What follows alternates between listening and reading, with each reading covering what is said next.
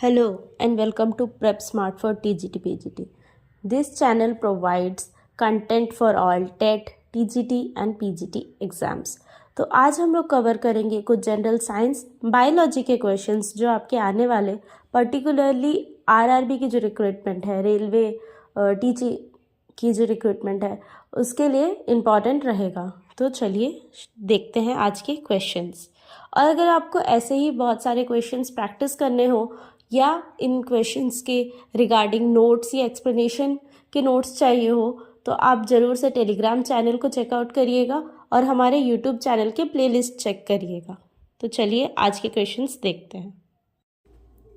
तो आज का हमारा ये फर्स्ट क्वेश्चन है, which of the following is not a component of human lymphatic system. इनमें से जो कौन सा ऑप्शन है वो हमारा ह्यूमन लिम्फेटिक सिस्टम का एक पार्ट नहीं है या एक कॉम्पोनेंट नहीं है। जब हम ह्यूमन लिम्फेटिक सिस्टम के बारे में बात करते हैं, ये कैसा सिस्टम होता है? ये बॉडी में इन्फेक्शन फाइट करने का सिस्टम होता है, यानी ये इन्फेक्शन को फाइट करती है और ऐसे सिस्टम को कहा जाता है लिम्फेटिक सिस्टम।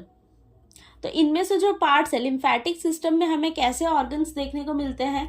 कुछ ऑर्गन्स जो लिम्फेटिक सिस्टम्स में प्रेजेंट रहते हैं वो होता है bone marrow, thymus, lymph node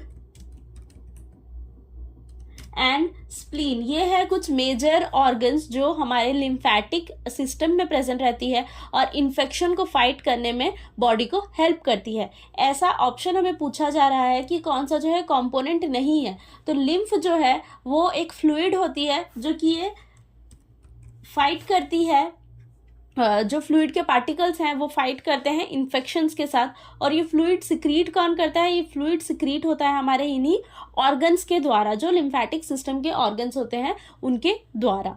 तो लिम्फ नोड्स जो है हमने देखा कि वो एक ऑर्गन है ह्यूमन लिम्फेटिक सिस्टम का।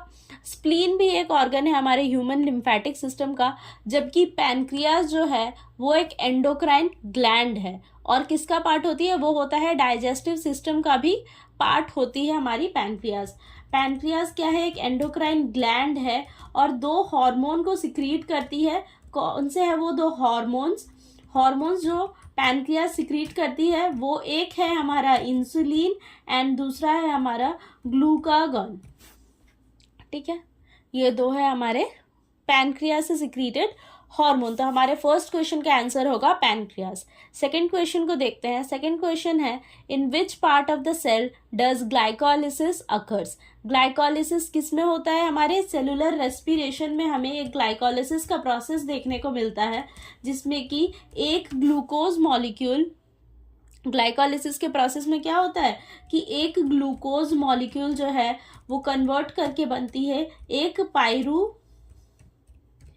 पायरुवेट में कन्वर्ट करती है। और ग्लाइकोलिसिस के प्रोसेस में जो है कितने एटीपी का फॉर्मेशन होता है? वो है 8 एटीपी। और ये 8 एटीपी कहाँ से आते हैं? दो तो होते हैं डायरेक्ट एटीपी और जो 6 एटीपी हैं वो कहाँ से आते हैं? वो आते हैं हमारे NADH से। ठीक है, अब ये हमें क्वेश्चन क्या पूछा है? क्वेश्चन पे चलते हैं। क्वेश्चन पूछा जा रहा है कि ग्लाइकोलिसिस जो है वो कौन से सेल के ऑर्गेनेल में हमें देखने को मिलता है? तो ऑप्शन हमारा जो करेक्ट होगा वो है साइटोप्लाज्म। माइटोकॉन्ड्रिया में हमें क्या देखने को मिलेगा? TCA साइकिल, जो कि ग्लाइकोलिसिस के बाद का साइकिल होता है, वो हमें माइटोकॉन्ड्रिया में देखने को मिलेगा। मेंशन कर देते हैं कि TCA साइकिल यानी कि क्रेब्स साइकिल हमें माइटोकॉन्ड्रिया में देखने को मिलेगा एंड ऑक्सीडेटिव फॉस्फोराइलेशन का जो साइकिल होता है वो हमें माइटोकॉन्ड्रिया में देखने को मिलेगा। न्यूक्लियस में हमें DNA का रेप्लिकेशन देखने को मिलता है, और जबकि गोल्गी अपैरेटस में हमें पैकेजिंग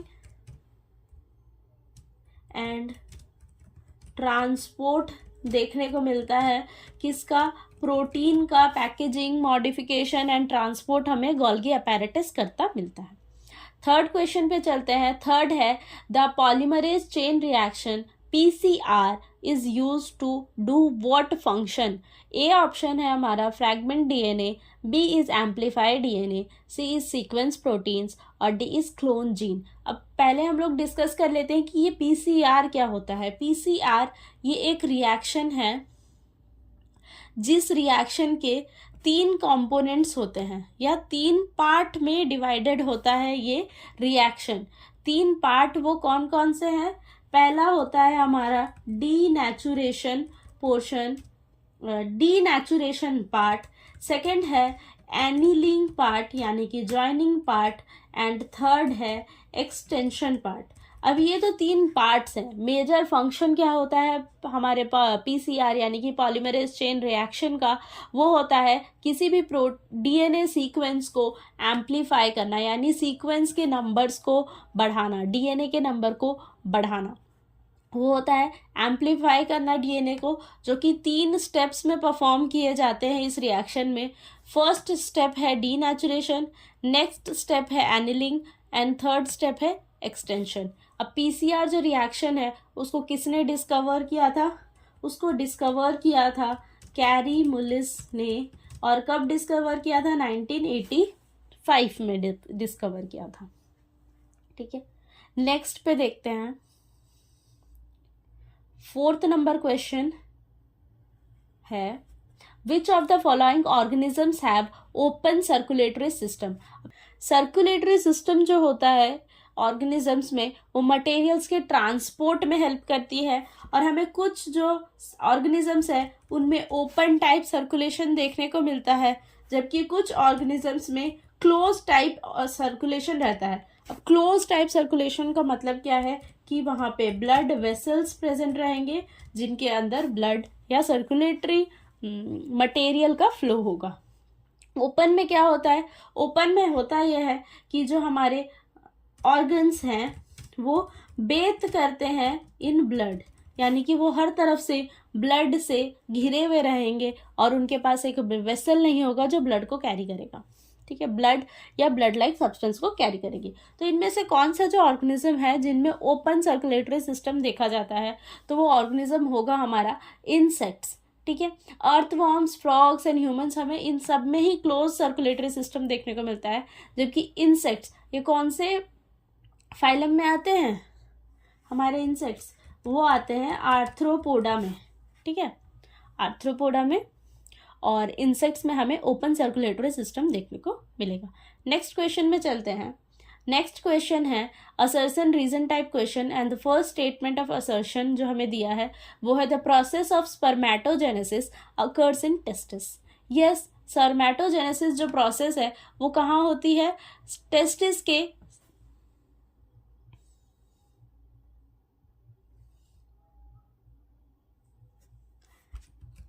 के सेमेनिफेरस ट्यूब्यूल्स में ये प्रोसेस हमें देखने को मिलता है।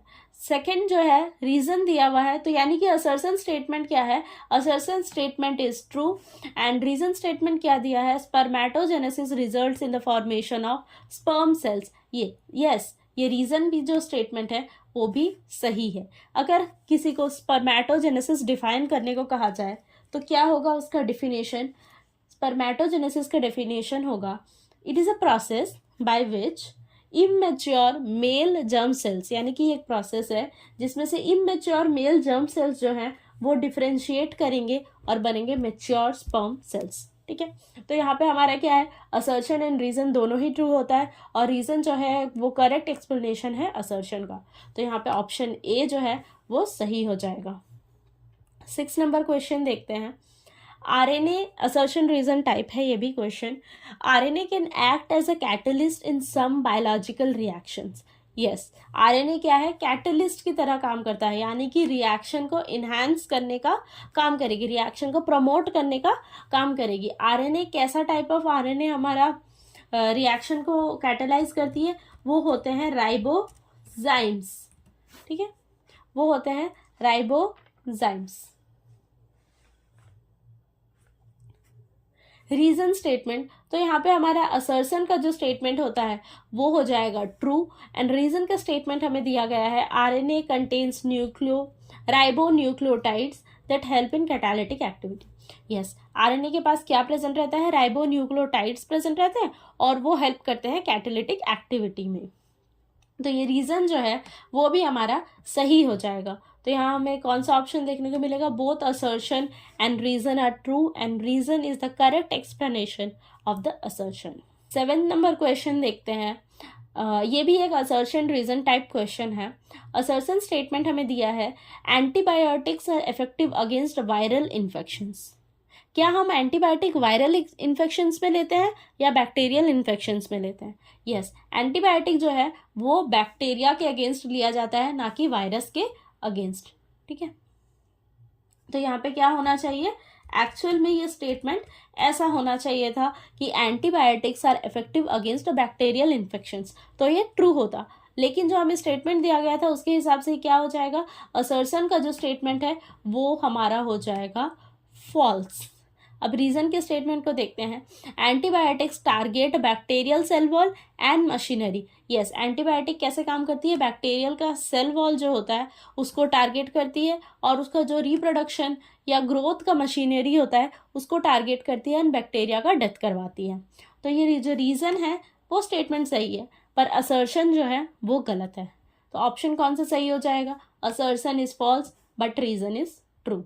एक एंटीबायोटिक जो मोस्टली एग्जाम्स में पूछा जाता है वो है पेनिसिलिन, जो कहाँ से डिराइव किया गया था, पेनिसिलियम फंगस से डिराइव किया गया था। और किसने ये डिराइव किया था, इसको डिराइव किया था सर एलेक्जेंडर फ्लेमिंग ने, ये याद रखिए। नेक्स्ट क्वेश्चन है हमारा, the functional unit of nervous system.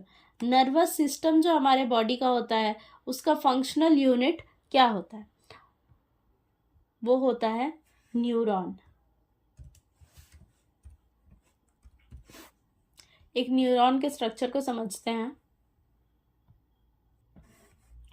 तो हमारा न्यूरॉन का स्ट्रक्चर कुछ ऐसा दिखता है।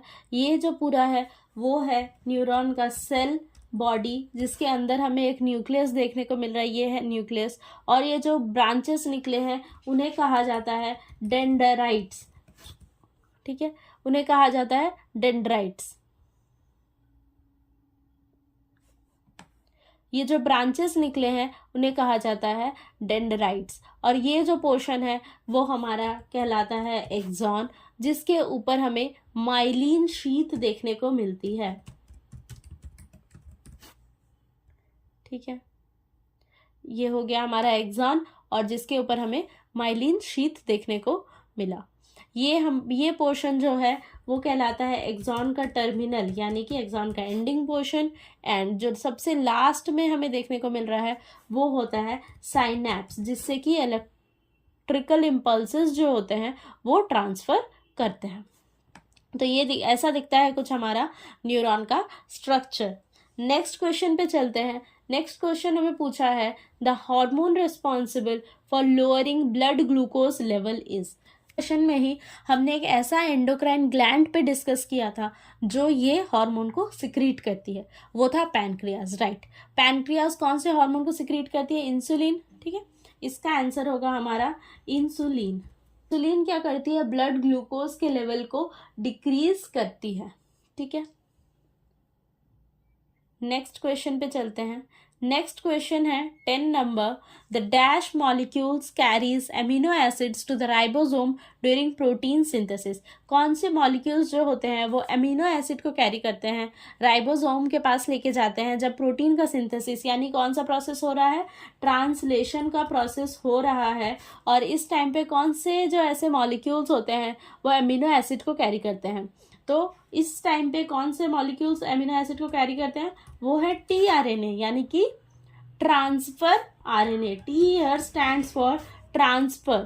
ट्रांसफर आरएनए के मॉलिक्यूल्स जो होते हैं उनमें अमीनो एसिड एम्बेडेड रहता है और वो राइबोसोम के जो कोडोन होते हैं उनके साथ उसको मैच करते हैं एंड ट्रांसफर करवाते हैं अमीनो एसिड्स का, ताकि प्रोटीन का सिंथेसिस हो पाए। पे चलते हैं।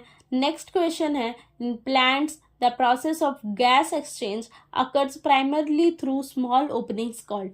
प्लांट्स में गैस का जो एक्सचेंज है वो स्मॉल ओपनिंग करती है, या स्मॉल पोर्स कह लो, होल्स कह लो, ऐसा स्मॉल ओपनिंग्स रहता है। कहाँ प्रेजेंट रहता है ऐसा स्मॉल ओपनिंग्स? वो प्रेजेंट रहता है लीफ में, और लीफ के कौन से पार्ट में? लोअर पार्ट में प्रेजेंट रहती है, लोअर लीफ में प्रेजेंट रहती है, और ऐसे ओपनिंग को कहा जाता है स्टोमाटा कहते हैं। ठीक है, अब ये दो तरह के होते हैं। स्टोमाटा जो है दो तरह के सेल से बने हुए होते हैं, वो है गार्ड सेल। डाइकॉट में जो है वो गार्ड सेल हमें ऐसा बीन शेप में देखने को मिलेगा, जबकि मोनोकॉट में जो है वो गार्ड सेल किस शेप में रहते हैं? मोनोकॉट में जो है गार्ड सेल ऐसे डंबल के शेप में प्रेजेंट रहेंगे, ऐसे के डंबल के शेप में पेयर में प्रेजेंट रहेंगे। अब ये स्टोमाटा का जो ओपनिंग एंड क्लोजिंग है वो किस तरह से होता है वो देखते हैं। ओपनिंग कब होगा हमारा स्टोमाटा का? उसकी कंडीशंस क्या रहती है कि जब वाटर जो है हमारा इन आएगा, कब, कहाँ पे? गार्ड सेल के इन आएगा। ठीक है, वाटर इन, नेक्स्ट स्टेप होगा हमारा गार्ड सेल जो हो जाएगा वो स्वेल कर जाएगा वाटर इन के वजह से, एंड स्टोमाटा जो है वो ओपन हो जाएगी, यानी कि वो जो पोर है वो ओपन हो जाएगा। ठीक है, ये था हमारा स्टोमाटा का ओपनिंग का कंडीशन। नेक्स्ट हम क्या देखते हैं? नेक्स्ट देखते हैं कि क्लोज कैसे होती है स्टोमाटा। क्लोज होने का भी कंडीशन कुछ सिमिलर ही है। यहाँ पे वाटर आउटवर्ड की तरफ जाएगा, गार्ड सेल से बाहर की तरफ जाएगा, जिसके वजह से गार्ड सेल जो है वो श्रिंक कर जाएगा एंड स्टोमाटा जो है वो क्लोज हो जाएगी। ठीक है, ये कंडीशन याद रखिएगा ओपनिंग एंड क्लोजिंग का, water in and out, closing में आउट एंड ओपनिंग में water in. Water in out कहाँ पे हो रही है? गार्ड सेल में हो रही है। नेक्स्ट क्वेश्चन पे चलते हैं। ये एक match the column type question है, मैच करने की कोशिश करते हैं। मायोसिन दिया है हमें। मायोसिन हमारा किस में फंक्शन करता है? मसल के कंट्रैक्शन में फंक्शन करता है। तो ए जो में है हमारा वो मसल के कंट्रैक्शन से मैच करेगा। फ्लोएम, फ्लोएम हमें क्या पता है कि वो फूड या ऑर्गेनिक न्यूट्रिएंट्स मॉलिक्यूल्स को ट्रांसपोर्ट करती है। ये एक वैस्कुलर टिश्यू होता है जो कि प्लांट्स में मिलता है, तो transport of organic nutrients. Third हमें दिया गया है इंसुलिन। इंसुलिन अभी हमने देखा था कि वो ब्लड ग्लूकोज लेवल को लोअर करती है या रेगुलेट करती है, तो ये मैच करेगा हमारा regulation of blood glucose levels के साथ। फोर्थ हमें दिया गया है एल्वियोली, जो कि गैसेस एक्सचेंज करती है। एल्वियोली क्या होती है? लंग्स में प्रेजेंट रहती है, और एक तरह के ये एयर सैक्स रहते हैं जिसमें गैसेस एक्सचेंज होता है। कौन सी गैस एक्सचेंज होती है? ऑक्सीजन एक्सचेंज होता है एंड CO2 एक्सचेंज होता है। नेक्स्ट क्वेश्चन की तरफ चलते हैं। नेक्स्ट क्वेश्चन से हमारा 3 स्टेटमेंट दिया गया है, हमें बताना है कि कौन सा स्टेटमेंट करेक्ट है और कौन सा इनकरेक्ट है। 13 नंबर स्टेटमेंट है ATP is produced during both photosynthesis and cellular respiration. Yes, अभी हमें पता है कि सेलुलर रेस्पिरेशन में ATP का प्रोडक्शन होता है। अभी हमने देखा था ग्लाइकोलिसिस प्रोसेस में होता है, और ये कौन से पार्ट में होती है? ये साइटोप्लाज्म एंड माइटोकॉन्ड्रिया में हमें देखने को मिलता है। मेजरली माइटोकॉन्ड्रिया में होता है। सेलुलर रेस्पिरेशन जो है वो साइटोप्लाज्म एंड माइटोकॉन्ड्रिया में मेजरली होता है, जबकि फोटोसिंथेसिस, यस, फोटोसिंथेसिस में भी ATP का प्रोडक्शन जो देखा जाता है। और फोटोसिंथेसिस कौन से कंपार्टमेंट में होती है? वो होती है क्लोरोप्लास्ट में। तो ये स्टेटमेंट क्या हो जाएगा? ये स्टेटमेंट हमारा ट्रू है। ठीक है, करेक्ट स्टेटमेंट है। नेक्स्ट स्टेटमेंट हमें दिया गया है in eukaryotes DNA is located in the nucleus. अब यूकैरियोट्स में DNA जो है कहाँ प्रेजेंट रहता है? न्यूक्लियस में प्रेजेंट रहता है। यस, ये स्टेटमेंट भी क्या हो जाएगा? ये स्टेटमेंट भी ट्रू हो जाएगा। ये स्टेटमेंट भी ट्रू है। अब प्रोकैरियोट्स में कहाँ प्रेजेंट रहता है? DNA। प्रोकैरियोट्स में DNA कहाँ प्रेजेंट रहता है? DNA present in nucleoid like structures. Prokaryote में DNA प्रेजेंट रहता है न्यूक्लियोइड लाइक स्ट्रक्चर्स में। 15th नंबर क्वेश्चन जो है वो हमारा आज का लास्ट क्वेश्चन होगा, और इस स्टेटमेंट को हमें पढ़ के बताना है कि ये स्टेटमेंट करेक्ट है या नहीं है। The hormone oxytocin is involve in child birth and milk ejection. Yes, the hormone जो है ऑक्सीटोसिन इसको कहा जाता है हार्मोन ऑफ लव। ये क्या फंक्शन करती है? इसका मेजर फंक्शन जो है वो यूटेराइन कॉन्ट्रैक्शन में देखा जाता है और रिलीज ऑफ मिल्क में भी इसका फंक्शन देखा जाता है। ठीक है, यूटेराइन कॉन्ट्रैक्शन जो है वो कौन से प्रोसेस के टाइम होती है? चाइल्ड बर्थ के टाइम पे देखा जाता है, and milk ejection child birth के बाद होता है। ठीक है, तो ऑक्सीटोसिन हार्मोन जो है वो इन्वॉल्व है इन दोनों ही प्रोसेस में। तो ये स्टेटमेंट हमारा क्या हो जाएगा? ये स्टेटमेंट है ट्रू। और कौन से हार्मोन्स हैं ऐसे जो child birth and milk ejection में हेल्प करते हैं या फंक्शन करते हैं? तो नाम आएगा एक हार्मोन का जो है प्रोलैक्टिन, जो कि मिल्क प्रोडक्शन में हेल्प करता है। तो ये भी एक हार्मोन याद रखिएगा। तो आज के हमारे सारे क्वेश्चंस यहीं ख़त्म होते हैं। होपफुली आपको आज के क्वेश्चंस, उनके एक्सप्लेनेशंस अच्छे लगे हों। अगर आपको ये पीडीएफ चाहिए हो या और भी कोई बायोलॉजी के टॉपिक्स का पीडीएफ चाहिए हो तो आप इस चैनल के, इस वीडियो के डिस्क्रिप्शन को चेकआउट करिएगा। वहाँ बहुत सारे लिंक दिए हुए हैं, प्लेलिस्ट का लिंक एंड टेलीग्राम चैनल का लिंक, जिसमें आपको फ्री नोट्स और ये पीडीएफ वगैरह सब मिल जाएगा। आई होप आपको आज के क्वेश्चंस अच्छे लगे हो तो ज़रूर से इस वीडियो को लाइक करिएगा, चैनल को सब्सक्राइब करिएगा और शेयर करिएगा। Thank you for watching.